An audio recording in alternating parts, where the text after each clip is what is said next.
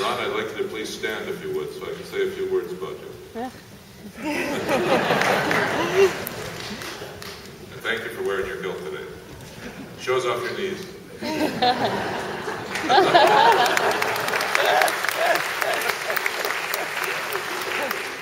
I'd like to just say a few words about our honorary degree recipient today before we provide him the opportunity to take the podium. Ronald MacIsaac, he's a prominent Vancouver Island lawyer since 1949. It's a long time ago, for all of us. I wasn't even born then. Think how long that is.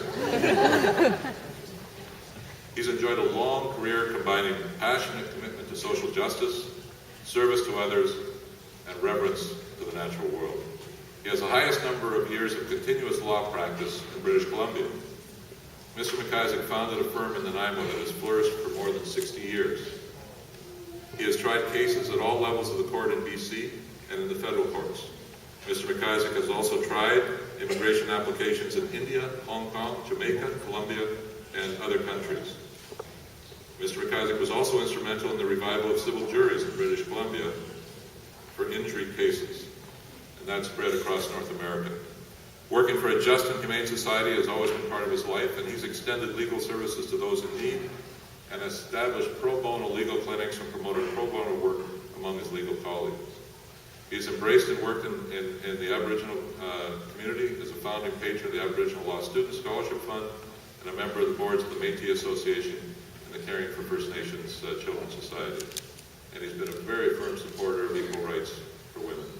In the 1950s, Ron became the first and only male member of the Voices of Women, a group committed to helping organizations around the world that assist women and children.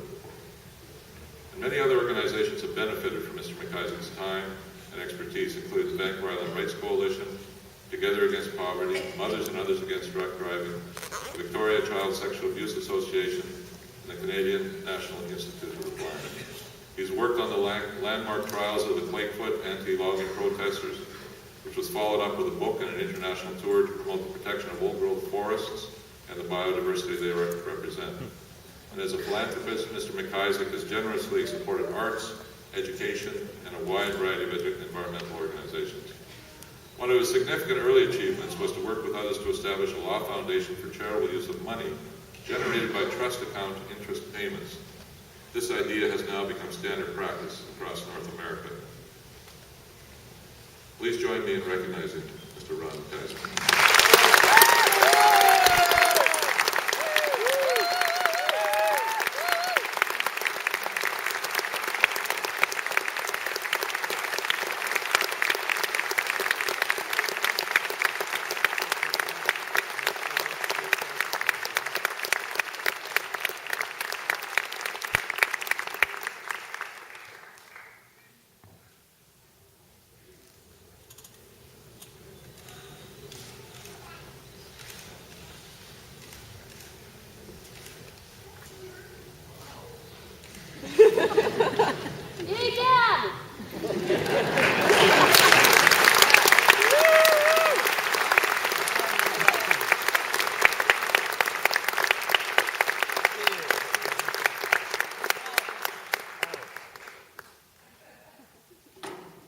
I didn't know this was going to be an honorary degree. I thought it was a real medical degree, and I've booked 3 operations for next week.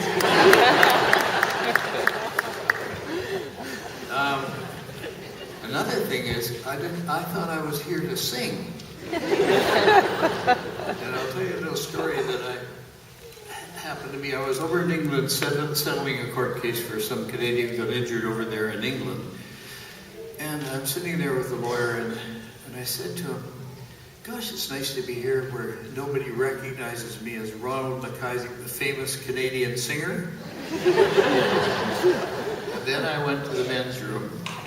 When I came back, the guy who was conducting the orchestra came down and said to me, are you the MacIsaac, the famous Canadian singer?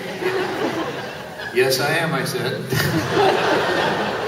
He said, will you give us a song? Certainly, I said. So I got up and sang. And I guess the English are certainly thinking that the Canadians can't sing. see that I have my two brothers here. In fact, I'm wearing his coat because somehow or other I lost my coat this morning. I don't know where. It's in the coffee shop. And, my brother Alistair used to be the Army commander up at the base where the University College is today. And my other brother Roderick was working as a key executive at the pulp mill here. His title was laborer. And he took off and went to Mexico, where I had told him that the university was free. It turned out it was free for Mexicans. So he got a job teaching English to wealthy families' children and paid his way down there, and his degree is from the University of Mexico.